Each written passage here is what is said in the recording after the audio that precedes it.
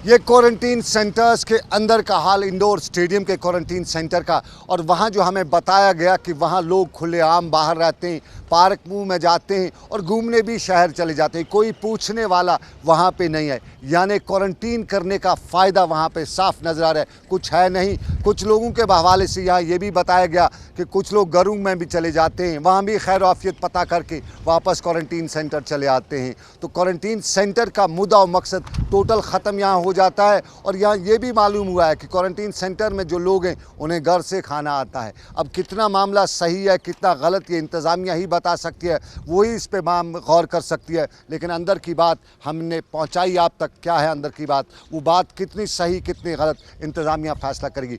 लेकिन quarantine centres में खुशी का माहौल भी आज देखने को मिला। क्वारंटीन सेंटर में जाना किसी के लिए बड़े अजाब से कम नहीं समझा जाता है।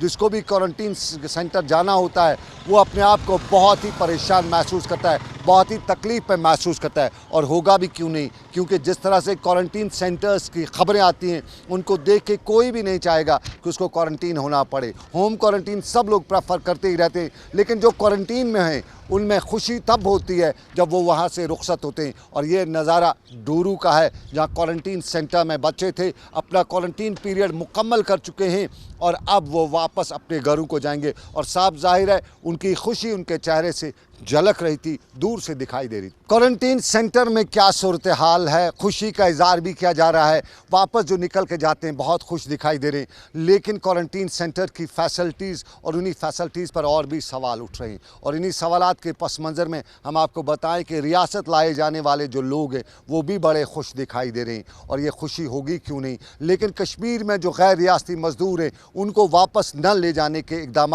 नहीं उठाए जाने पर लोगों में गम और गुस्सा है। और ख़ास तौर पे उन लोगों में जो मुल्क की मुख्तलिफ़ रियासतों में रहते हैं, कश्मीर में आए हुए थे और कश्मीर में आने के बाद उन्हें यहाँ वो स्टक होकर रह गए, वापस नहीं। और अनंतनाग में यही मुद्दा आज उन लोगों का भी था, उनका मुजाहरा भी था और मुजाहरे के साथ साथ अपील भी सरकार से कि उन्हें अपने इलाकों के लिए ले जाने के लिए इंतजाम किए जाएँ। सर यूपी का रहने वाला हूँ, डिस्ट्रिक्ट रायबरेली है मेरा।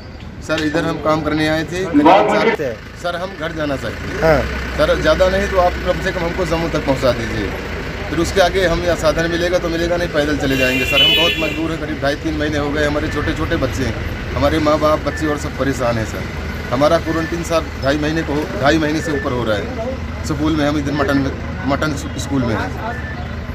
तो प्रशासन से सर हमारी ये डिमांड है कि हमको सर कम से कम नहीं तो जम्मू तक छोड़ दिया जाए।